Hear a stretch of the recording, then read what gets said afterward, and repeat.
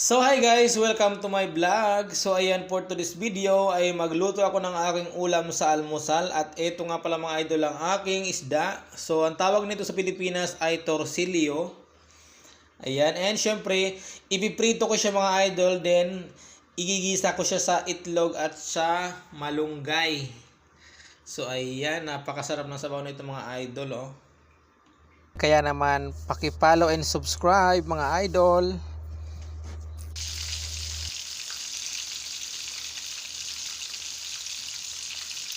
Ito na nga mga idol, dahil tapos na ako magprito sa akong napakasarap at napakatabang isda at napaka-fresh. So magigisa na ako ngayon ng ating so ayun mga idol oh. So ang tawag na naman nito ay ginisang isda with malunggay and with egg. So isang itlog lang nilalagay natin. So wag na yung marami. So dalawa, isa okay lang, okay na ang isa. So thank you so much po. Thank you for watching and shout out sa ating mga followers, mga viewers dyan, lalong lalo na sa mga taga Masbate, sa aking mga kababayan na mga taga Masbate. And syempre salamat po sa pagpanood.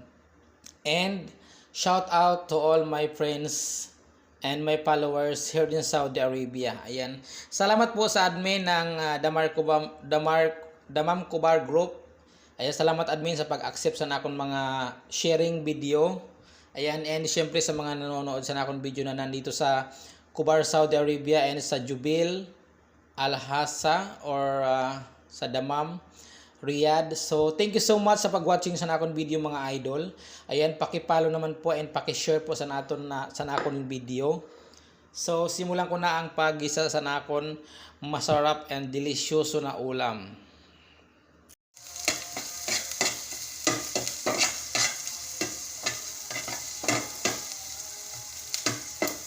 So ayan mga idol, luto na nga pala ang ating bawang sibuyas. So lalagyan natin yung konting sabaw.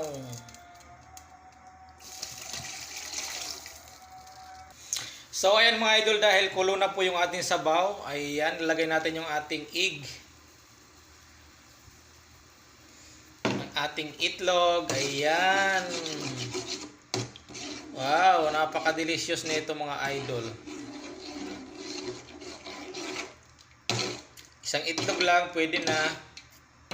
And siyempre, ilagay natin yung ating prito. So, ngayon naman mga idol, siyempre, ilalagay natin yung ating prito. Ayan. Yung mga ulo muna. Napaka-delicious talaga mga idol ng aking ulams. Wow. O, diba? Ganyan lang kasimple mga idol ang ating ulam ngayon, pero siyempre, napakayami nito. Wow, napaka. Ayan, syempre ito na yung ating malunggay.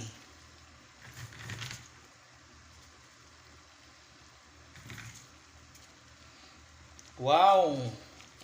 Delicious.